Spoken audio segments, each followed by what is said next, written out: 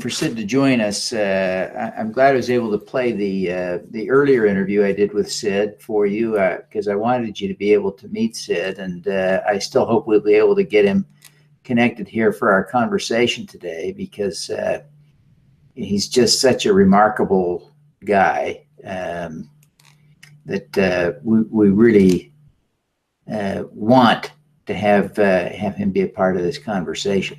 There we go. Sid, we're thrilled that you could join us. Thank you. Thank you for having me, Devin. Thanks for making the time. So, Sid, tell us about the drought in Kenya. It sounds like it's getting horrible.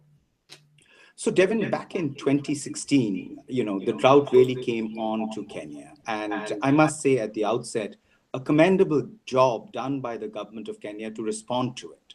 So they had set up a task force. The response had started. They were close to about 1.8 million people that were affected by it. But very quickly, Devin, these figures doubled. And, in a few months, these figures went up to about nearly about 2.6, 2.7 million that were affected by the drought. And that's when in March of this year, actually 2017, together with the government of Kenya, the United Nations family, and the Kenya Red Cross, which is another very important partner of ours, joined together and launched a flash appeal for about $166 million, of which about 50% of the funding came in. Now, with that, a robust response continued to be launched.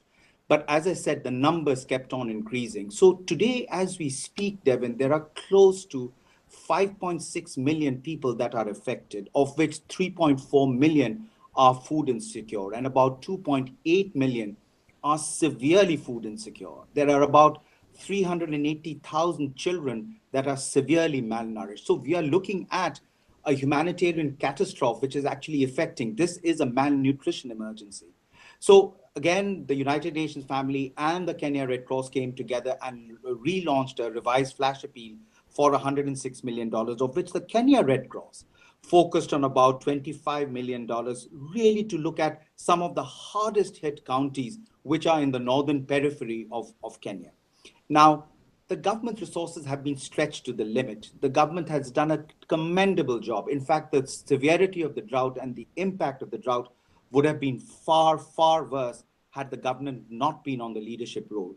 But we as humanitarian partners, we as the United Nations family, we as the Kenya Red Cross, the civil society organizations, the non-governmental organizations have all come together and said, look, we just have to step up the humanitarian effort while a discussion is also taking place with the government in terms of long-term resilience. So at this present moment, just to let Kenya Red Cross respond to some of the most life-saving and urgent humanitarian interventions, we are appealing for about $25 million, which can go directly to the Kenya Red Cross. They are there at the front lines of the drought.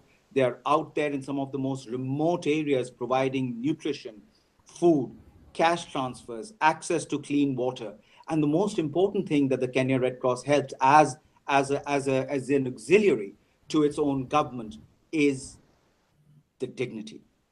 Now, let's not underestimate the importance of dignity here, Devin, because people need to get resilient, people need to get that support, but at the same time, people need to feel confident that in the future they should not be repeatedly focused and being impacted by a situation like this. So what we are keen to see happen now is a response to the appeal that has been put out by the Kenya Red Cross, and I hope all your viewers can come forward, respond to the flash appeal, and respond to the link that Kenya Red Cross has put up over there to be supported.